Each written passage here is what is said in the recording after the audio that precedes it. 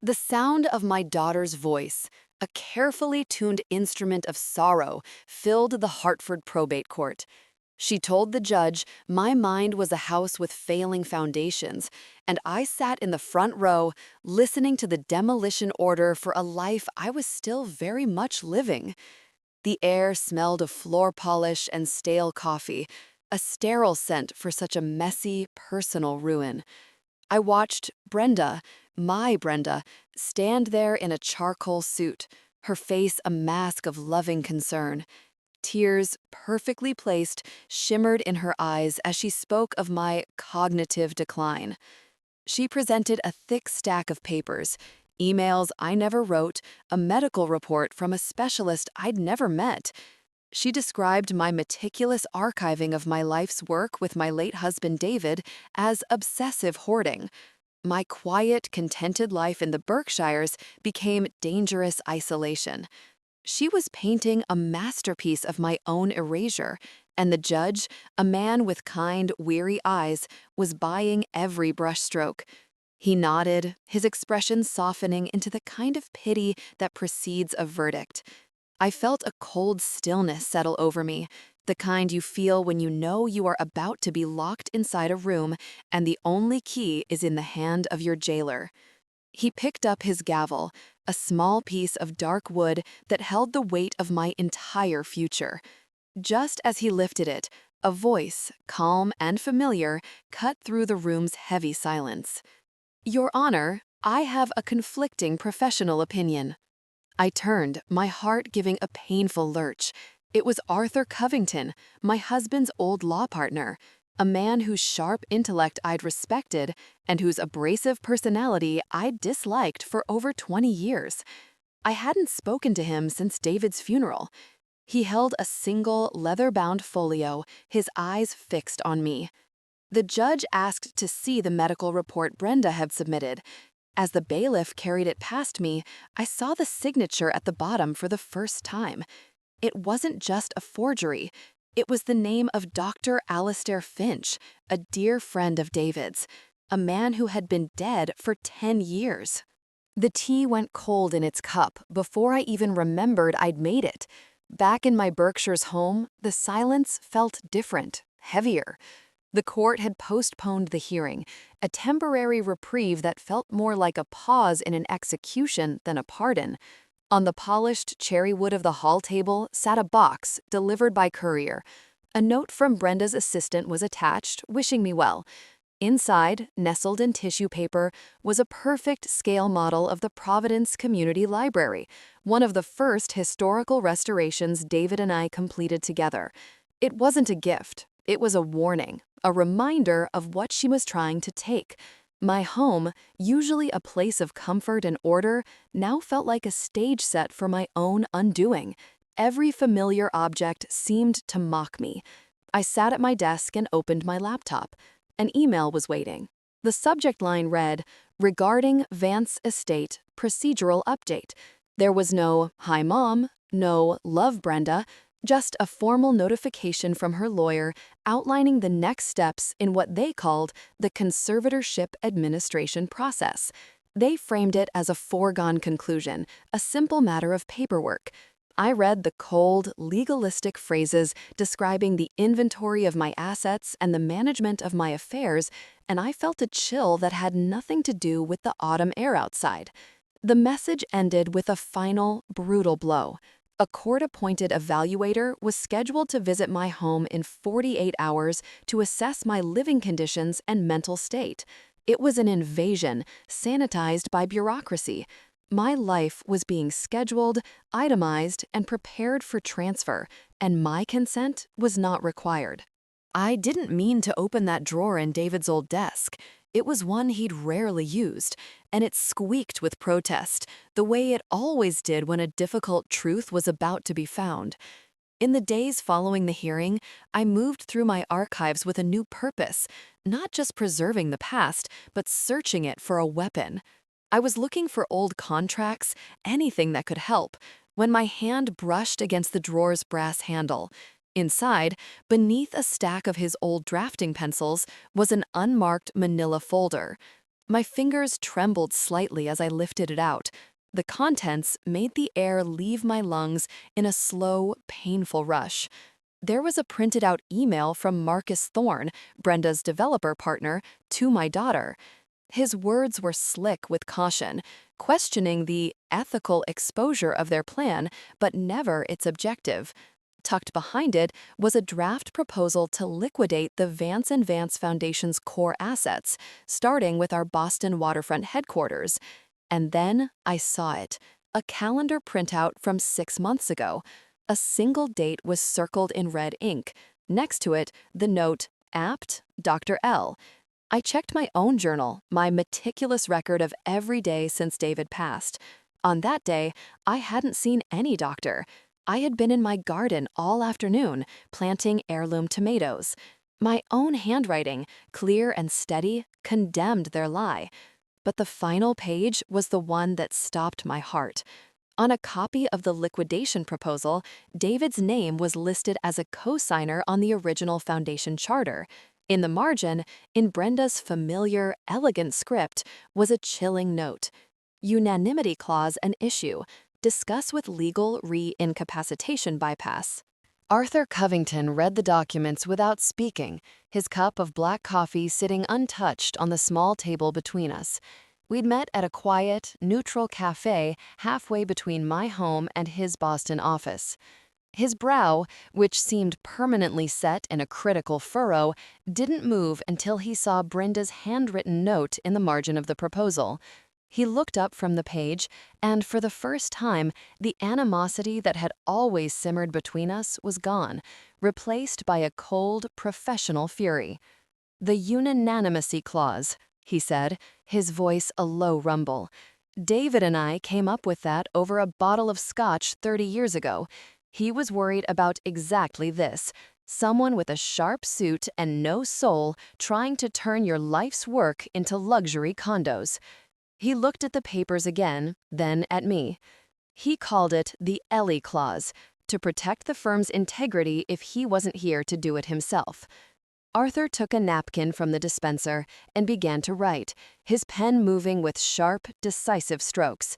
It was a plan of action, a list of motions to file, people to contact. He was no longer my rival. He was my general.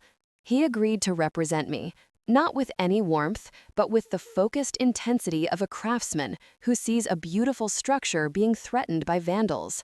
He slid the napkin across the table to me. "This is our blueprint," he said. Then he tapped a finger on the initial court filing Brenda had submitted. "There are 2 names listed here as supporting witnesses to your decline, Sarah Pine and James Reed." He looked at me, his eyes narrowed. "They're board members on Marcus Thorne's development company. They've never even met you, have they?" He remembered the call clearly. A very concerned daughter, Robert Peterson, our longtime estate planner, said over the phone. Arthur had put him on speaker, and his voice filled the small, quiet office. "She called about 6, maybe 7 months ago, asked a lot of hypothetical questions about asset transfer procedures for a parent with diminished capacity." I listened, my hands clasped tightly in my lap, the pieces clicking into place with a dreadful certainty. "She was particularly interested in the foundation's real estate holdings," Robert continued, "and what would happen if one of the founding trustees were declared medically unfit to make decisions. It felt off, you know? The language was too specific, too predatory." He told us he had insisted that I be present for any further discussions. Brenda had agreed, setting up a meeting for the following week. Then, the day before the meeting, she canceled it with a brief text message. She said, "You were having a bad day, Eleanor," Robert recalled, his voice tinged with regret. "Said you were too confused to attend. I felt terrible for her, for you. I sent flowers." I closed my eyes. I remembered that day perfectly. It had been a beautiful spring afternoon.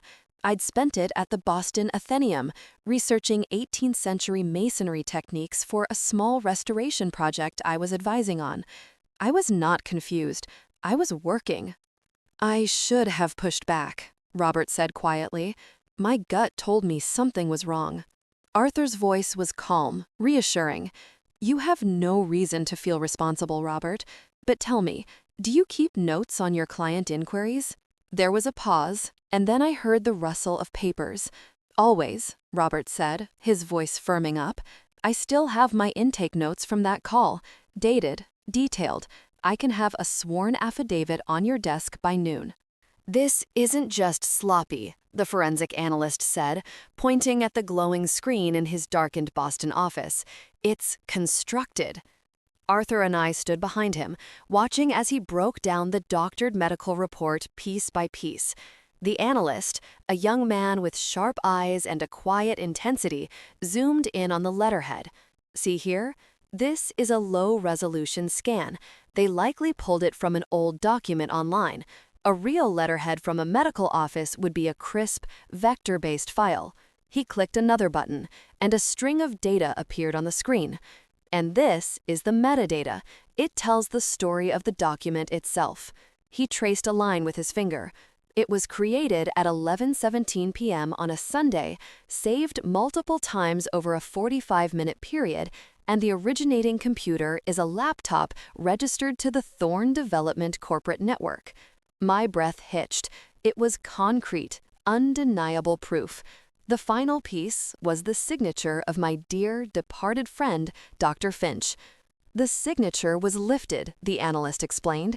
They took it from a publicly available commendation he received from the city a year before he passed away. The pixelation is identical. He looked back at us, his work complete. The report wasn't just a lie, it was a poorly built forgery, a structure so flimsy it was collapsing under the first real inspection. Arthur pulled out his phone and spoke quietly to his paralegal. Based on this analysis, he said, his voice tight with controlled anger, file the emergency motion to quash the conservatorship proceedings, and file for sanctions against the petitioner for submitting fraudulent evidence to the court. The order goes in, quietly. I found the original foundation charter tucked between old tax receipts from 1988, as if our core values were just another line item to be reconciled and filed away. Back in my archive, the methodical search for documents had taken on a new urgency. When my fingers brushed against the cool, worn leather of the folio Arthur held in court, I knew I'd found it. I carried it to David's old drafting table, the surface worn smooth by decades of his work, and opened it under the warm glow of the lamp. The paper was thick and smelled faintly of leather and thyme. My eyes went straight to the clause we had debated and refined with Arthur all those years ago, the unanimity clause. It was written in precise legal language, but its intent was as clear as glass. The fully competent, personal consent of both founding partners, Eleanor Vance and David Vance, was required for the sale of any core asset. It was a lock David had designed, and I was the only one left with the key. And then I saw his handwriting in the margin, the familiar, strong script I knew as well as my own face. Next to the clause, he had written a short, simple note, not for the lawyers or the courts, but for me. For Ellie, to protect our soul from the market. The words blurred as tears I hadn't allowed myself to shed finally came. This wasn't just about property or money. It was about our soul, the shared purpose we had built together brick by brick, beam by beam. I took out my phone and took a high-resolution photograph of the page, the clause, and his precious words.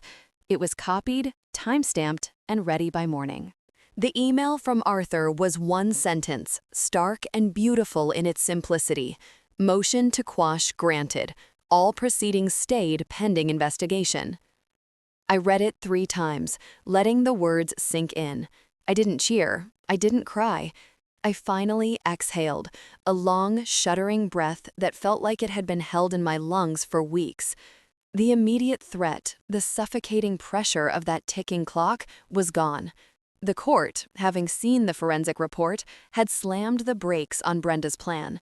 They were demanding a full evidentiary hearing, a trial where her lies would be held up to the light. A wave of profound relief washed over me, so potent it left me feeling weak-kneed. I walked into my garden, the crisp November air a balm on my skin. The world seemed to have its color back. For the first time in what felt like a lifetime, I could think about something other than the fight for my own existence. I was just returning to the house when I saw the mail truck pull away. In my mailbox, amidst the usual bills and catalogs, was a thick, cream-colored envelope. The calligraphy was elegant, the cardstock expensive. I slid it open with my thumb. It was an invitation, glossy and formal, to the Vance & Vance Foundation's annual Benefactor Gala, an event I had planned and hosted for over 30 years. But this year, the invitation said, the event was being hosted and curated by my daughter, Brenda. At the bottom, printed in a flowing script, was the theme, a legacy of vision. They had labeled the display of my architectural tools Eleanor's favorites. I stood before the polished glass case at the gala, a ghost at my own feast, and stared at a German-made compass I knew for a fact I had sold at a charity auction 5 years ago. My daughter's tribute to me was built on a lie I could physically touch. I had come with Arthur, my silent, watchful ally. The room was a masterclass in manipulation. Brenda, radiant in a sapphire blue dress, gave a moving speech about her solemn duty to carry on her mother's legacy in the face of my health challenges. Well-meaning guests, people I'd known for years, approached me with soft, pitying smiles. "It's so wonderful that you've entrusted Brenda with the foundation's future," one of them murmured, squeezing my arm. "You must be so proud." They were all repeating the lines from a script she had written for them. I simply smiled and nodded, a dignified statue in a museum dedicated to my memory. Then Brenda, standing at the podium, raised her glass. "I'll never forget what my mother told me just last spring during a moment of profound clarity," she said, her voice catching. She said, "We don't just restore buildings, we restore the faith a community has in itself." A cold shock went through me, leaving me breathless. I recognized the phrase instantly. It was from a private, handwritten letter I wrote to David while he was in the hospital, just a week before he died. I had left the letter on his bedside table. Brenda should never have known it existed. 7:43 p.m., Sunday. The young paralegal read from his phone, his voice shaking so badly the words trembled. "Meeting log entry from Mr. Thorne's calendar. Finalize Vance petition docs. Signature witnessed." But I was there. No principal was present. We were sitting in Arthur's parked car in a quiet garage, the engine off, the only light coming from the young man's phone. He had contacted Arthur through a secure messaging app, a conscience-stricken insider who could no longer stomach the fraud. He scrolled through his phone, showing us internal emails between Marcus and Brenda. They discussed the conservatorship strategy as a necessary business step to unlock the value of the Boston waterfront property. Their cold-blooded calculus was laid bare in black and white. He provided company access logs, metadata from saved documents, a digital trail that led directly back to their deception. "They needed a witness signature on some of the affidavits," he whispered, looking nervously over his shoulder. "They were created that Sunday night. The entry in Thorne's calendar was backdated to make it look official." He pulled up another screen, this one showing the building's security system data. "But here's the thing," he said, his voice barely audible. "The building's access logs are clear. The entire office was officially closed that whole weekend for a network upgrade. Thorne's keycard was never used. His car never entered the garage. That meeting and that witnessing never happened at the office. It couldn't have." The letter from Brenda's counsel arrived by messenger, its tone polished and cold. It was a thinly veiled threat, suggesting I withdraw my unfounded objections to the conservatorship in order to protect my own dignity and avoid the public disclosure of more embarrassing evidence of my mental decline. They were trying to scare me into silence. I read it, passed it to Arthur, and said 2 words: our turn. We didn't back down. We advanced. Our rebuttal was sharper, shorter, and devastatingly complete. Arthur, on my instruction, served their firm with a comprehensive packet of our own. It was a quiet declaration of war, fought with paper and data. Exhibit A, the full forensic analysis of the fraudulent medical report. Exhibit B, the sworn affidavit from our estate planner detailing Brenda's premature and predatory inquiries. Exhibit C, the internal emails and access logs provided by the anonymous paralegal proving the timeline of the conspiracy. Exhibit D, a high-resolution copy of the original foundation charter with David's handwritten note about protecting our soul clearly visible. In total, there were 11 exhibits, each one a nail in the coffin of their lies. The packet concluded not with a threat, but with a formal petition to the court for a full forensic comparison of Brenda's submitted evidence against our new materials, and for an investigation into potential perjury and fraud upon the court. An hour after it was delivered, Arthur's phone rang. It was the judge's clerk. "Mr. Covington," she said, "the judge has seen your filing. The forensic comparison has been greenlit." Brenda began her speech to the emergency meeting of the Foundation's board with the words, "With my mother's grace and guidance, I am prepared to lead us into the future." She stood at the head of the long mahogany table, confident and poised, outlining her vision for a modernized foundation. As she spoke, I watched Arthur, who was seated beside me, slide a slim, unmarked envelope to the board member at the end of the table. There was no announcement, no interruption. The envelope was simply passed, hand to hand, down the line of seated members. I watched their faces as each one opened it. Inside were just 3 documents: a copy of the charter's unanimity clause with David's note, a printout of the insider's most damning email about liquidating the waterfront property, and the summary page from the forensic analyst's report on the fraudulent medical document. The atmosphere in the room began to shift. The polite, attentive expressions were replaced by masks of stone. The air grew heavy, the silence between Brenda's confident words growing louder than her voice.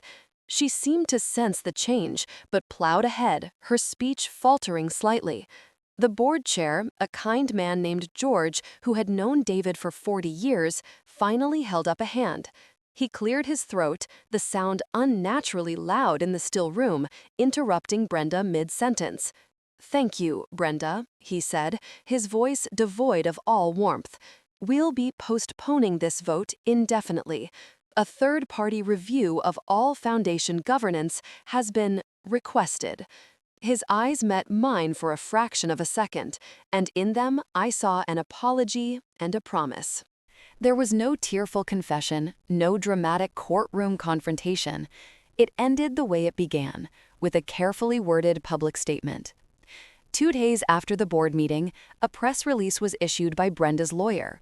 It announced that she was stepping away from her oversight role at the Foundation to protect the institution from a painful and distracting family matter. The conservatorship petition, the statement noted, had been formally withdrawn. It was a quiet, bloodless victory. An interim manager, approved by the board and by Arthur, was appointed. The siege was over. That evening, as a light snow began to fall outside my window, a courier delivered a small, plain envelope. Inside was a single sheet of notepaper, and on it, Brenda's handwriting. It was not an apology. It was a justification, a page of excuses about protecting the Foundation's assets from what she saw as my neglect, about Marcus's vision for a more profitable future. It was the letter of a stranger. But the very last line, almost an afterthought at the bottom of the page, caught in my throat. It read, "You were right to protect what mattered to him." It wasn't forgiveness, and it wasn't redemption. It was the simple, bitter truth, the only thing we had left in common. The brass plaque on the Providence Community Library had weathered over 30 years. The promise we made when we built it hadn't. A week after it was all over, I drove there alone. I chose closure over damages, values over vengeance. I walked the grounds, my hand brushing against the proud, solid brick walls, feeling the integrity of the structure, the enduring strength of what David and I had created. This was our legacy, not a number on a balance sheet. Back home, I went to my archive. I took all the documents from the case, the affidavits, the forensic reports, the insiders' emails, and placed them in a new archival box. They were no longer weapons in a fight. They were a testament to the truth, a permanent record of what had been protected. I labeled the box simply Vance, 2023. As I looked out the window of my study, I saw the first green tips of crocus bulbs pushing their way through the frosted soil in my garden, a quiet, stubborn insistence on life. Later, while putting the empty folder back in David's desk, my fingers brushed against something tucked deep in the back of the drawer. It was a sealed envelope, addressed to Ellie in his unmistakable script. My hands trembled as I opened it. Inside was a single sheet of paper, an even older, clearer draft of our foundation's mission statement, written long before the lawyers got to it. It had only one sentence: "Buildings are temporary. Integrity is the foundation." They didn't applaud loudly when the board chair announced my full and immediate reinstatement. They just nodded, a quiet, uniform gesture of assent, like people who had been reminded of something important they had almost forgotten. The emergency meeting was modest and formal, a stark contrast to the performative glamour of Brenda's gala. My full authority over the Vance and Vance Foundation was restored with a quiet, unanimous vote. I wore a simple gray dress and, on my lapel, a small silver compass pin David had given me on the day we opened our firm. "So you never lose your true north," he'd said. After the vote, I didn't stay for the polite chatter or the relieved handshakes. I thanked the board and walked out of the Boston office building and into the crisp open air of the city. My old rival, Arthur Covington, walked silently beside me for a block, our footsteps echoing in sync on the pavement. We didn't speak of the victory or of what came next. There was no need. When we reached the corner, we stopped. He simply looked at me, gave a short, respectful nod, and turned to walk toward his own office. I stood there for a moment, feeling the cool breeze on my face, and looked up at the open sky. My life was my own again. The story of it, the true and carefully built structure of it, was finally secure, written in a hand that would not be erased.